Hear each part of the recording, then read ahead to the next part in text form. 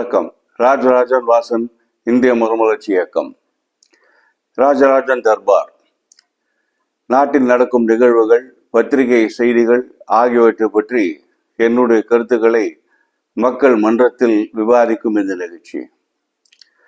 இன்றைக்கு நம்ம எடுத்துக்கொள்ள வேண்டிய டாபிக் ஒரு ஹாட் டாபிக். இந்த பரந்தூர் விமான நிலையம். சென்னைக்கு அருகிலே பரந்தூர் என்ற இடத்துல ஒரு விமான நிலையம் அமைப்பது பற்றி தமிழக அரசு ஒரு முடிவு எடுத்திருக்கிறது. இது lot of opposition from as usual opposition parties and other people. So அதை பற்றி என்னுடைய கருத்துக்கள். முதலில் பரந்தூர் விமான நிலையம் எதற்காக தேவைப்படுகிறது என்பதை பற்றி பார்ப்போம். இரண்டாவது, இதன் பின்னால் இப்பொழுது இருக்கும் அரசியல்வாதிகளுடைய போக்கு, கருத்து, அவற்றை பற்றி என்னுடைய கருத்துக்கள். முக்கியமாக அன்புமணி ராமதாஸ் அவர் ஒரு இடத்தை சொல்கிறார். அப்புறம் இந்த ரீசெண்டாக 3 days பேக் நம்மளுடைய தமிழக வெற்றி கழகம் அந்த கட்சியினுடைய தலைவர் விஜய் அவர்கள் அங்கே சென்று அவருடைய கருத்துக்களை அங்கே தெரிவித்திருந்தால் அதை பற்றி என்னுடைய கருத்துக்களையும் இங்கே பார்ப்போம். முதலில் பரந்தூர் விமான நிலையம் எதற்காக தேவைப்படுகிறது? சென்னை விமான நிலையம் 4 மெட்ரோஸ் நம்ம இந்தியாவில் இருக்குது. அந்த 4ல் சென்னை முக்கியமான ஒரு விமான நிலையம். மற்ற எல்லா விமான நிலையம் including Hyderabad, Bangalore, second level cities, மெட்ரோவை தவிர்த்து மற்ற 2 இதையும் பார்த்தோம்னா எல்லாமே கிட்டத்தட்ட 4000 acres to 5000 acres நிலப்பரப்பில் இருக்கக்கூடிய ஒரு விமான நிலையம். ஆனால் சென்னை விமான நிலையம் மட்டும்தான் 1000 ஏக்கர்ல ஒரு சின்ன குறுகிய விமான நிலையமாக இருக்கிறது.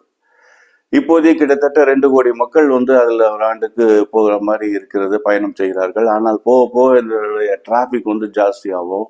10 கோடி அளவுக்கு அடுத்த ஒரு 5 வருடங்கள் 6 வருடங்களில் அது வளரும் என்று நினைக்கிறார்கள். ஆகவே அதுக்கு தகுந்தபடி நம்மளுடைய ஏர்போர்ட் இருக்க வேண்டும் என்பது காலத்தின் அவசியம், காலத்தின் கட்டாயம். ஆகவே சென்னைக்குள்ளேயே வச்சுக்கிட்டு நம்ம இருக்கவே முடியாது. சென்னையை சுற்றி ஏதாவது ஒரு இடத்துல ஒரு விமான நிலையம், இன்டர்நேஷனல் லெவலில் ஒரு இன்டகிரேட்டட் விமான நிலையம் அமைக்கப்பட வேண்டும். அதில் எந்த விதமான மாற்று கருத்தும் கிடையாது. ஏற்கனவே 2-3 வருஷமா இதை பற்றி பேசி அப்புறம் ஒரு இடத்துல செலக்ட் பண்ணியிருக்கிறாங்க.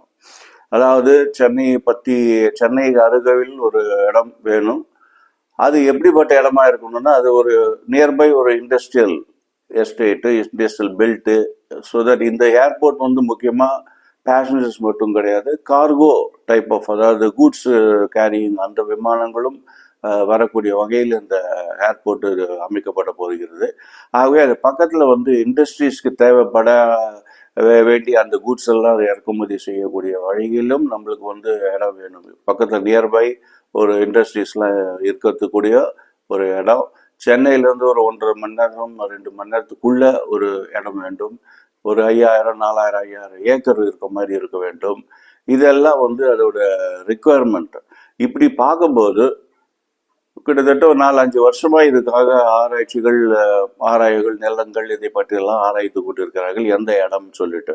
சென்னையை விட்டு வெளியில பார்த்தோம்னா இங்கிருந்து eastern southern side, that is ECR, அந்த பக்கம் பார்க்கும்போது ECR, OMR, அது ஒரு பக்கம் டைரக்ஷன். அந்த டைரக்ஷன்ல திருப்போரூர்ன்ற இடத்துல பக்கத்துல கொஞ்சம் மேல இடங்கள் இருக்கிறது. அதை ஒரு ஒன் ஆஃப் த ஆப்ஷனாக வச்சிருந்தாங்க, திருப்போரூர். அதுக்கு அடுத்தது பார்த்தீங்கன்னா செங்கல்பட்டு ரூட்ல பரனூர்னு சொல்லக்கூடிய அந்த ஒரு இடம், 2வது இடம். அதுக்கப்புறம் அதே போல பட்டாளம் என்ற இடம் இந்த பக்கமும்.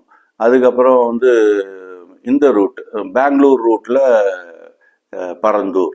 ஸோ இந்த ஒரு 4 இடங்கள் நம்மளுடைய கன்சிடரேஷனில், தமிழ்நாடு கவர்மெண்டோட கன்சிடரேஷனில் இருந்தது. இதற்காக ஒரு உயர்மட்ட கமிட்டி ஒன்று அமைச்சு இந்த 4 இடங்களில் எது சிறந்ததாக இருக்கும் இந்த விமான நிலையம் அமைப்பதற்கு அப்படின்னு சொல்லிட்டு நன்கு ஆராய்ந்து கடைசியில் பரந்தூர் சரியாக இருக்கும் என்று முடிவு செய்தார்கள்.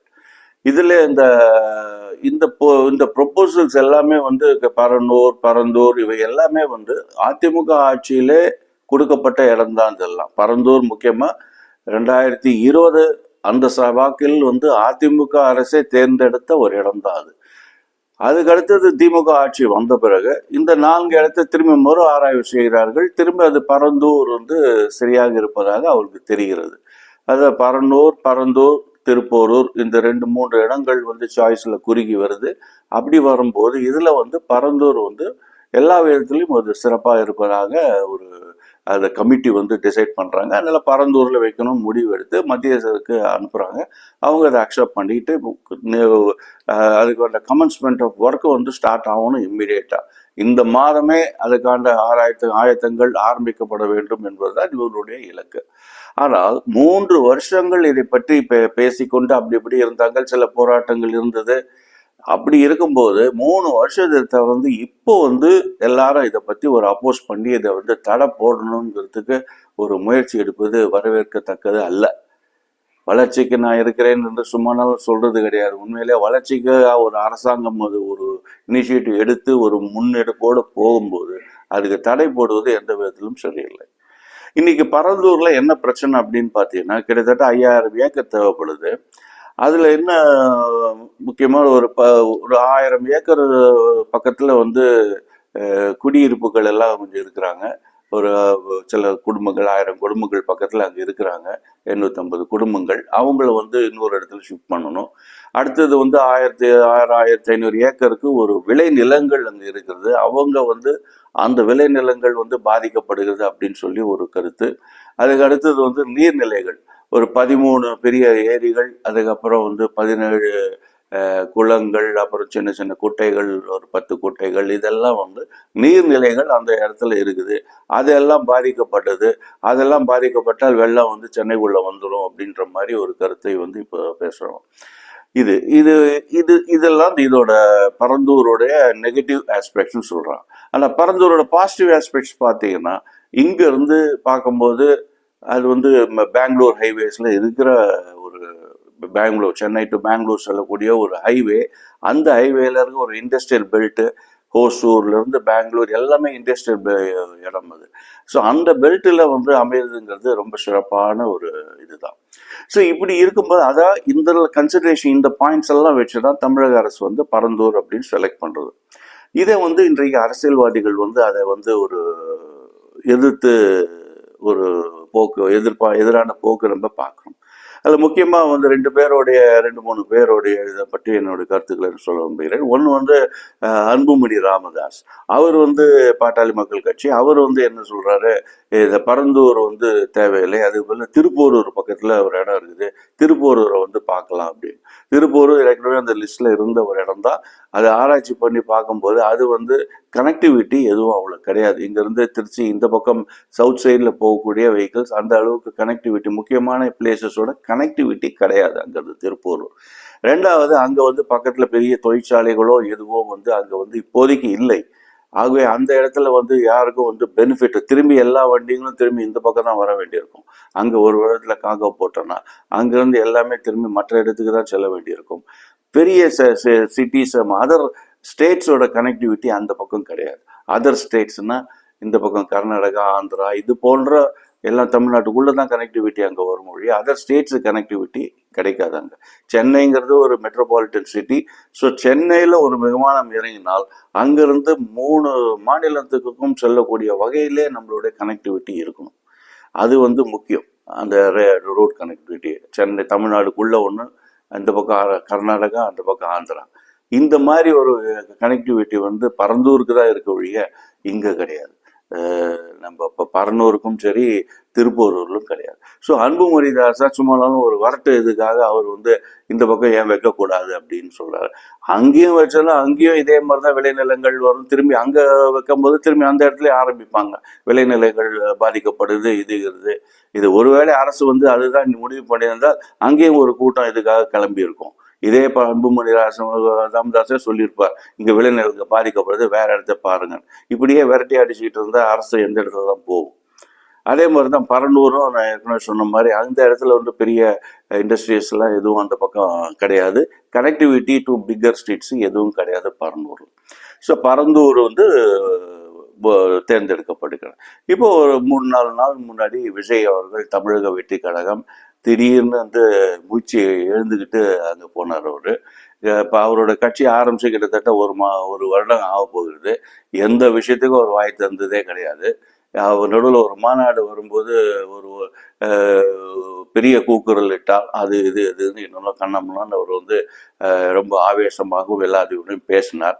அதுக்கப்புறம் திரும்பி சைலண்ட்டு, திரும்பி எங்கே போய் மறைந்தார்னே தெரியாது. எந்த முக்கியமான விஷயத்துக்கும் அவர் பேசவும் இல்லை. மக்கள் நலன்னா என்னன்னே தெரியாது. மக்களுடைய பிரச்சனையை எழுப்பணுங்கிறதும் அவர் அது ஒரு கருத்தாக இருக்கிற மாதிரியும் தெரியல அவரோட இதில். திடீர்னு ஒரு மாதம் ஒரு நீட்டை பற்றி பேசினார் ஒழிய, தமிழக அரசை பற்றி திமுக அரசை குறை சொல்வதற்காக நீட்டை எடுத்தார் ஒழிய, நீட்டுக்கு என்ன சொல்யூஷனுங்கிறது அதை பற்றி அவர் பேசலாம். நீட்டுக்கு என்ன தீர்வுங்கிறத பற்றி பேசவில்லை. பொய் வாக்குறுதிகளை கொடுத்து திமுக வந்து விட்டது அப்படின்னு சொல்லி திமுகவை எதிர்ப்பதுக்கு தான் அதை வந்து பயன்படுத்தினார் ஒழிய, நீட்டுக்கான ஆலோசனையோ சொல்யூஷனோ அது மக்களுடைய பிரச்சனையா அது அவர் அணுகவில்லை. அரசியலாக அது அணுகியிருக்கிறார். நீட் ஒரு மாதம் முன்னாடி அது ஒரு ரெண்டு லைன் பேசினார், அவ்வளோதான். அதுக்கு மேலே வேறு எதுவுமே எடுக்கல. இப்போ திடீர்னு போன வாரம் இங்கே வந்து பரந்தூருக்கு போய் அதுவும் ஒரு லெட்டர் ஒன்று எழுதி நான் அங்கே போகிறேன், எனக்கு இது வேணும், பர்மிஷன் வேணும், அப்படி இப்படிலாம் போட்டு ஒரு பெரிய பப்ளிசிட்டி ஒன்று கிரியேட் பண்ணார். இந்த பரந்தூர் செலக்ட் பண்ணி கிட்டத்தட்ட 3 வருஷம் ஆக போகுது. இந்த 3 வருஷத்துல கிட்டத்தட்ட 30 தலைவர்களுக்கு மேலே அதே இடத்துல போய் அங்கே இருக்கிற மக்களை சந்திச்சுட்டு வந்திருக்கிறாங்க. அவங்களுடைய கருத்துக்களையும் அரசாங்கத்துக்கு சொன்னார்கள். யார் போனால் என்ன பண்ணாங்கன்னு யாருக்குமே ஒன்றும் தெரியாது. அந்த அளவுக்கு அவங்க வந்து சைலண்டாக to the point, to the purpose, அந்த பயன் என்ன வேணுமோ அதுக்கு தகுந்தபடி சைலண்டாக போய் மக்களை பார்த்து இந்த பிரச்சனை இருக்குது அரசாங்கத்துக்கு தெரிவித்தார்கள். திருமாவளவன் உட்பட நிறைய தலைவர்கள் போனாங்க. போனவங்கெல்லாம் எதுக்காக போனாங்க, அந்த பர்பஸ் மட்டும் பார்த்துட்டு இந்த பிரச்சனை இருக்குங்கிறது அரசுக்கு தெரிவித்தார்கள். ஆனால் இவர் தமிழக வெற்றி கழக தலைவர் இவர் வந்து என்ன பண்ணாரு, போனதே பப்ளிசிட்டி, போனது மக்களுக்கு தெரியணும், அதுக்காக ஒரு பெரிய பிரச்சார வண்டி மாதிரி பையில எடுத்துட்டு மைக்கை எடுத்துக்கிட்டு போய் பெரிய பொதுக்கூட்டத்துக்கும் வாக்கு சேகரித்துக்காக போகிற பிரச்சாரத்துக்கு போகக்கூடிய அந்த வண்டி அது மாதிரிலாம் கையில் எடுத்துக்கிட்டு பெரிய மைக்கை எடுத்துக்கிட்டு அங்கே இருக்க மக்களை சந்திக்கிறேன்னு சொல்லிட்டு ஒருத்தர் கூட அவர் சந்திக்கல. இவர் தான் பேசிட்டு வந்திருக்கிறார். என்னென்ன ஆவேசமாக பேசணுமோ பேசிட்டு, அதுவும் வந்து திமுக அரசுக்கு அகேன்ஸ்டா என்ன பேசணும் அது மட்டும் தான் பேசிக்கிற வழிய அந்த விமான நிலையத்தை பற்றி அவர் பேசவே இல்லை. அது திரும்பி அவர் சொல்றது என்னன்னா, பரனூரை ஏன் விட்டு பரந்தூருக்கு ஏன் வந்தார்கள், பரனூரை வச்சிருக்கலாமே அப்படின்னு. பரனூர் வச்சிருந்தாலும் ஏற்கனவே சொன்ன மாதிரி அங்கேயும் விளைநிலங்கள் இருக்கிறது, அங்கே இருக்கிற மக்களும் ஷிஃப்ட் பண்ண வேண்டும். இன்ஃபேக்ட் அதுக்கப்புறம் மந்திரி சொன்னதுபடி பார்க்கும்போது பரனூரை விட பரந்தூரில் நம்பர் ஆஃப் ஃபேமிலிஸ் வந்து டிஸ்டர்ப் பண்ண வேண்டிய ஃபேமிலிஸ் வந்து ரொம்ப கம்மி. கிட்டத்தட்ட 500 குடும்பங்கள் குறைவாக தான் அங்கே வந்து டிஸ்டர்ப் ஆகுது. பரனூரில் எடுத்துருந்தோன்னா அதோட ஜாஸ்தி.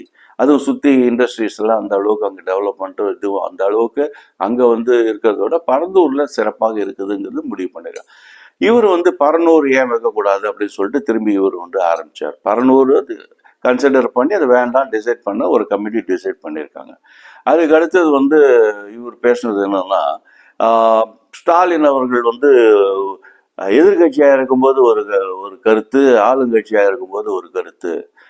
பசுமை வழி சாலையை வந்து எதிர்த்தார். சென்னையிலேருந்து சேலத்துக்கு அதிமுக ஆட்சியில் பசுமை கிரீன்வேஸ் ரோடு சாலைகள் என்று கொண்டு தான் 8 வழி சாலை. அது வந்து குறுக்க கிட்டத்தட்ட ஒரு 2 மணி நேரம் ஷார்ட் ஆகிற மாதிரி. ஆனால் நிறைய ஃபாரஸ்ட்டு விளைநிலங்கள் அது வழியாக அதுவும் போச்சு. அது வந்து பர்பஸ் வந்து அலோசல். ஏற்கனவே சேலத்துக்கு 2-3 சாலைகள் இருக்கும்போது 3ஆவதாக ஒரு சாலை அந்த அளவுக்கு வித்தியாசம் இல்லாத நேரம் வந்து ரொம்ப குறையாது. அப்படிப்பட்ட ஒரு சாலை தேவையில்லை அப்படிங்கிறத ஒரு கருத்தோடு தான் அன்னைக்கு திமுக அதை வந்து எதிர்த்தது. அன்னைக்கு எதிர்த்தாங்க. இன்னைக்கு வந்து இவர் ஏன் எதிர்க்கல பரந்தூர் அப்படின்னு சொல்லிட்டு இவர் பேசுறாரு. இது ப்ரொபோசல் கொடுத்ததே அதிமுகவும் திமுகவும் சேர்ந்து கொடுத்தது தான் இந்த பரந்தூர். இதை வந்து ஏன் எதிர்க்கலன்னு கேட்கறது குழந்தைத்தனமான பேச்சு, அது சிறுபிள்ளைத்தனமான பேச்சு என்றே சொல்லலாம். அதுக்கு அடுத்தது வந்து ஏற்கனவே சொன்ன மாதிரி இந்த டங்ஸ்டன் இதில் வந்து திமுகவோட நிலை வேறு, இங்கே வந்து ஏன் அந்த மாதிரி இங்கே ஃபாலோ பண்ணக்கூடாது அப்படின்னு. டங்ஸ்டனில் சில ஆராய்ச்சிகளுக்கு வேண்டிய சில கல்வெட்டுகள் இதெல்லாம் அந்த இடத்துல இருக்குது, அதெல்லாம் டேமேஜ் ஆகலாம் என்ற சுரங்கத்தினால அப்படிங்கிற ஒரு காரணத்தினால டங்ஸ்டன் இதை வந்து மெயினாக எதிர்த்தார்கள். அஃப்கோர்ஸ் இயற்கை வளங்கள், கனிம வளங்கள் மற்றெல்லாம் பாதிக்கப்படுது அப்படின்னு சொல்றது. அதை வந்து இங்கேயே எதிர்க்கல அப்படிங்கிறத ஒரு கேள்வி எழுப்புறாரு அவர். இங்கே ஏற்கனவே சொன்ன மாதிரி இந்த இடம் வந்து ஆளுங்கட்சியா திமுக பார்ப்பது ஒன்று, எதிர்கட்சியா ஒன்று பார்க்கறது அப்படின்னு அவர் சொல்றாரு. அது வந்து வாஸ்தவம் தான். ஆனால் அப்படிதான் இருக்க முடியும். ஏன்னா எதிர்கட்சின்னா எதை வேணாலும் அரசாங்கத்துக்கு கேள்வி கேட்கலாம். அவங்களுக்கு வந்து ரெஸ்பான்சிபிலிட்டி ஒன்று. எதிர்கட்சியாக திமுக இருக்கும்போது என்ன பண்ணுவாங்க, அவங்களுக்கு வந்து மக்கள் சார்பாக என்னென்ன கேள்வி கேட்கணுமோ எல்லாத்தையும் கேட்பாங்க, சில போராட்டங்களும் பண்ணுவாங்க, அது ஒரு பக்கம். ஆனால் அதே கட்சி வந்து ஆளுங்கட்சியாக வரும்போது அதே ஸ்டான்ஸை வந்து எடுக்க முடியும்னு சொல்ல முடியாது. ஏன்னா ஆளுங்கட்சின்னு வரும்போது ரெஸ்பான்சிபிலிட்டி, பொறுப்பு இதெல்லாம் வந்து ஜாஸ்தி ஆகுது. ஃபர்ஸ்ட் ப்ராக்டிக்கல் கன்சிடரேஷன் என்ன, ரெண்டாவது நிதி நிலைமை, 4-5 இது எல்லாத்தையும் யோசிச்சு தான் ஒரு ஆளுங்கட்சியாக இருக்கும்போது அதே கட்சி வந்து முடிவு எடுக்க முடியும். ஆகவே எதிர்கட்சியாக இருக்கும்போது ஒரு நிலை, ஆளுங்கட்சியாக இருக்கும்போது ஒரு நிலை என்று பேசுவதில் எந்த விதமான அர்த்தமும் கிடையாது. ஆளுங்கட்சியாக திமுக வரும்போது எதிர்கட்சியா இருக்கும்போது சில குரல்கள் கொடுத்தார்கள், சில விஷயங்களை எதிர்த்தார்கள். ஆனால் ஆளுங்கட்சியாக வரும்போது ஒரு பொறுப்பான ஆளுங்கட்சியாக தான் செயல்பட்டிருக்கிறார்கள். வளர்ச்சி திட்டத்துக்கு தமிழகத்துக்கு எது சிறந்ததோ அதை வந்து அழகாக செய்து கொண்டிருக்கிறார்கள் திமுக என்பது எந்த விதமான மாற்று கருத்தும் கிடையாது. இவனை எதிர்கட்சிகளுக்கே தெரியும் எந்த அளவுக்கு திமுக வந்து வளர்ச்சி திட்டங்களை சரியாக செயல்படுத்தி வருவது, விரைவாக செயல்படுத்தி கொண்டு வருகிறது. 10 வருடங்களாக தமிழகம் வந்து உறங்கி கொண்டிருந்தது என்று சொல்லலாம். ஜெயலலிதா ஆட்சியிலே நாடு போட்டும் நல்லாட்சி என்று பப்ளிசிட்டி மட்டும்தான் கொடுத்துட்டு இருந்தாங்களே ஒழிய எந்த விதமான வளர்ச்சி திட்டங்களும் எந்த விதத்திலும் செயல்படவில்லை. அதுக்கடுத்து வந்து பழனிசாமி ஆட்சியில கொஞ்சம் அப்படி இப்படி நடந்தது என்று சொல்லலாம். ஜெயலலிதா ஆட்சியோட பழனிசாமி ஆட்சியில் கொஞ்சம் சில விஷயங்கள் நடந்தது. சில பிரிட்ஜஸ் எல்லாம் முடக்கி போட்ட பிரிட்ஜஸ் எல்லாம் கட்டினார் இவர் வந்தப்புறம். ஏற்கனவே திமுக ஆட்சியில் ஆரம்பித்த எத்தனையோ பிரிட்ஜஸ், சென்னையை பொறுத்த வரைக்கும் 4-5 பிரிட்ஜஸ் திமுக ஆட்சியில் ஆரம்பிச்ச அந்த பிரிட்ஜஸ் எல்லாத்தையுமே ஜெயலலிதா வந்து முடக்கி போட்டிருந்தாங்க. அதை வந்து அரசியல் காழ்ப்புணர்ச்சின்றது சொல்லலாம். அதுக்கான அதை நடத்த விடாமல் நடத்தி அப்புறம் அவங்க இறந்த அப்புறம் தான் அந்த பிரிட்ஜஸ் எல்லாம் பழனிசாமி வந்து அது கம்ப்ளீட் பண்ணி கொடுத்தார். அது வரைக்கும் அவருக்கு நன்றி. ஆனால் எந்த விதமான வளர்ச்சி திட்டங்களுக்கும் தமிழகத்தில் எந்த விதமான கான்சன்ட்ரேஷனும் இல்லாமல் தமிழகம் பாதாளத்துக்கு சென்றது இந்த 10 வருடம் அதிமுக ஆட்சியில். அதெல்லாம் இப்போ இன்னைக்கு வந்து திமுக வந்து சரி செய்து கொண்டு நிதி நிலைமையும் பார்த்து கொண்டு அதை வந்து உயர்த்தி கொண்டிருந்தது எந்த விதமான மாற்று கருத்தும் கிடையாது. அப்படி ஒன்று கண்டுபிடிச்சது தான் இந்த விமான நிலையத்தை ஷிஃப்ட் பண்ணணும் அப்படிங்கிறது. இது விஜய் அவர்கள் வந்து அது திமுகவை எதிர்க்கணுங்கிற ஒரே குறிக்கோளோட கச்சாமுச்சான் பேசிட்டு போயிட்டார். அவர் எந்த விதமான ஆலோசனையும் எதுவும் கிடையாது. அதுவும் கூடவே வந்து நான் வளர்ச்சிக்கு விரோதமானவன் அல்ல அப்படின்னு ஒரு டைலாக் ஒன்று செப்பரேட்டாக அடித்தார் அவர். ஆனால் வளர்ச்சிக்கு என்னன்னா இதுதான் வளர்ச்சி, ஒரு விமான நிலையம் வேணும்னா ஏதோ ஒரு 4-5 இடத்துல சில விளைநிலங்கள் மற்றெல்லாம் சில நீர்நிலைகள் இயற்கை வளம் சில இடத்துல காம்ப்ரமைஸ் பண்ணி தான் ஆகணும். ஸோ இவர் வந்து என்ன பண்ண முடியும், இவர் என்ன பண்ணலாம், அவரெல்லாம் தனியாக ஒரு இடம் போது ஒரு குடும்பம் கூட அஃபெக்ட் ஆகாத ஒரு இடம், எந்த விதமான விளைநிலமும் 1 ஏக்கர் கூட அஃபெக்ட் ஆகாத ஒரு இடம், அப்படி எல்லா விதத்திலும் கனெக்டிவிட்டி, எல்லா ஸ்டேட்ஸும் கனெக்டிவிட்டி இருக்கக்கூடிய ஒரு இடம், நல்ல ஸ்பேஸ் இருக்கிற ஒரு இடம், இவரால் முடிஞ்சால் இவருடைய அறிவுக்கு எட்டி இருந்தால் அந்த மாதிரி ஒரு இடத்த வந்து சொல்லலாம் இல்லையா, அதை சொல்லி அரசாங்கத்தை வந்து செய்ய சொல்லலாம். அதெல்லாம் செய்ய மாட்டார் அவர். ஆனால் இது வந்து ஜஸ்ட் ஃபிலிமில் அடிக்கிற டைலாக் மாதிரி அடிச்சு விட்டார். வளர்ச்சிக்கு நான் விரோதம் இல்லை அப்படின்னு சொல்லிட்டு கைதட்டி வாங்கிட்டு போயிட்டார் அவர். ஆனால் இன்னைக்கு அவர் பேசுறது வந்து வளர்ச்சிக்கு எதிர் தான், அதில் எந்த விதமான சந்தேகமும் கிடையாது. ஏன்னா மேல்மட்ட கமிட்டி எல்லாம் சேர்ந்து ஓரளவுக்கு டிசைட் பண்ணி அவங்க வந்து பரந்தூர்னு செலக்ட் பண்ணும்போது அதில் தேவையில்லாத குறைகள் எல்லாம் கண்டு மக்களை அப்படியே அவர் பக்கம் இழுத்து ஒரு வாக்கு அரசியல் தான் அவர் செஞ்சார் ஒழிய மற்றபடி அந்த உண்மையான தமிழக நலனுக்காக அவர் குரல் கொடுக்கவே இல்லை. அவர் இன்னைக்கு பரந்தூர் பக்கத்துல இருந்து பரந்தூர் மக்களை அவர் பக்கம் இழுக்கணுங்கிறதா பேசினார். நாளைக்கு இவர் வந்து இன்னைக்கு பரநூறு டிசைட் பண்ணியிருந்தா கூட அங்கேயும் போய் இதே டைலாக் தான் பேசியிருப்பார். எதற்கு பரநூர், ஏன் பரந்தூர்ல பண்ணிருக்கலாமே அப்படின்னு இதே விஜய் பேசியிருப்பார் நிச்சயமாக. ஆகவே இவர்களெல்லாம் வந்து அரசியல் செய்வதற்காக அதுக்குதான் அரசியல் வந்திருக்கிறாங்க. ஆனால் அது ஓரளவுக்காக வந்து புதுசா ஒருத்தர் வராரு, ஒரு வித்தியாசமா பேசுவார், அப்ரோச் இருக்கும் அப்படின்னு நம்ம எதிர்பார்த்த இளைஞர்களுக்கு மிக்க மிக்க ஏமாற்றம் என்று சொல்லலாம். இந்த பரந்தூர் நிகழ்ச்சிக்கு பிறகு விஜய் அவர்கள் பேசியது கிட்டத்தட்ட 1 வருஷம் கட்சி ஆரம்பிச்சு எந்த விதமான பேசல. 3 வருஷம் இது பத்தி இந்த விமான நிலையத்தை பத்தி பேசிட்டு இருக்காங்க, அப்பெல்லாம் ஒன்றும் பேசல. இன்னைக்கு ஆரம்பிக்க போகிற ஜனவரியிலேருந்து ஆரம்பிக்கணும்னு நினைக்கிற சமயத்துல இதை முட்டுக்கட்டை போடுவது போல் மக்களை திரட்டி பேசி ஆவேசமாக பேசி அதை வந்து அதை தடை போடுவதற்கு முயல்வது எந்த விதமான சரியான செயலே கிடையாது என்பது என்னுடைய கருத்து. ஆகவே இன்னைக்கு வந்து தமிழக அரசு வந்து ஒரு நல்ல இடத்த தான் செலக்ட் பண்ணியிருக்கு. ஏன்னா அந்த பரந்தூருங்கிறது நான் சொன்ன மாதிரி மெட்ராஸ் டு பெங்களூர் ஹைவே, அது வந்து நல்ல ஹைவே, நல்ல டெவலப் பண்ண ஹைவே. அந்த ஹைவேல ஒரு ஏர்போர்ட்டு, இந்த பக்கத்துலேயே ஓசூரில் ஒன்று, அதுவும் ஒரு இண்டஸ்ட்ரியல் சிட்டி, பெங்களூரு, எல்லாமே அந்த இண்டஸ்ட்ரியல் பெல்ட் எல்லாத்துக்கும் யூஸ் ஆகும். அது இதுக்கு அட்ஜஸ்டன் ஸ்டேட்லேருந்து நம்ம ஸ்டேட்டுக்கு பக்கத்தில் ஏற்கனவே ஸ்ரீபெரும்புதூர் இதெல்லாம் இந்த பக்கம் வந்து நல்ல இண்டஸ்ட்ரியல் ஏரியா பெல்ட், நிறைய ஃபேக்ட்ரிஸ் அங்கே இருக்குது. அவங்களுக்கு வேண்டிய ஐட்டம்ஸ் எல்லாம் இந்த ஏர்போர்ட் வழியாக அழகாக வர முடியும். அதுக்கப்புறம் மக்களுக்கு இங்கேருந்து ஒரு கனெக்டிவிட்டியும் பக்கத்தில் ஒரு 1.5 hours பக்கத்தில் அது நல்ல கனெக்டிவிட்டி, ரோட் கனெக்டிவிட்டி நல்லா இருக்குது. எல்லா விதத்திலும் சிறந்தது. ஓரளவுக்கு சில பீப்புளை ஷிஃப்ட் பண்ண போகிறாங்க. அதுவும் தமிழக அரசு ரொம்ப அழகாக அவங்களுக்குன்னு ஒரு தனி அங்கேருந்து ஷிஃப்ட் பண்ணக்கூடிய மக்களுக்கு ஒரு செப்பரேட்டாக ஒரு டவுன்ஷிப்பை ஒன்று ஃபார்ம் பண்ணி அவங்களுக்கு கொடுக்குறோன்னு சொல்லியிருக்காங்க. அங்கே டிஸ்டர்ப் பண்ணுற ஃபேமிலிஸ்க்கு ஒரு ஃபேமிலிக்கும் வேலை வாய்ப்பும் உறுதி செய்வதற்காக திட்டம் வைத்திருக்கிறார்கள். அதை தவிர்த்து அந்த நீர்நிலைகள் வந்து அந்த அளவுக்கு பாதிக்கப்படாமல் எப்படி விமான நிலையத்தை அமைக்கலாம் என்பது பற்றி ஆராய்வதற்காக நேற்றுக்கு ஒரு உயர்மட்ட குழு என்று ஸ்டாலின் அவர்கள் அமைத்திருக்கிறார்கள். ஆகவே அதை தவிர்த்து மக்களுடைய குறைகள் கேட்டிருக்கிறார்.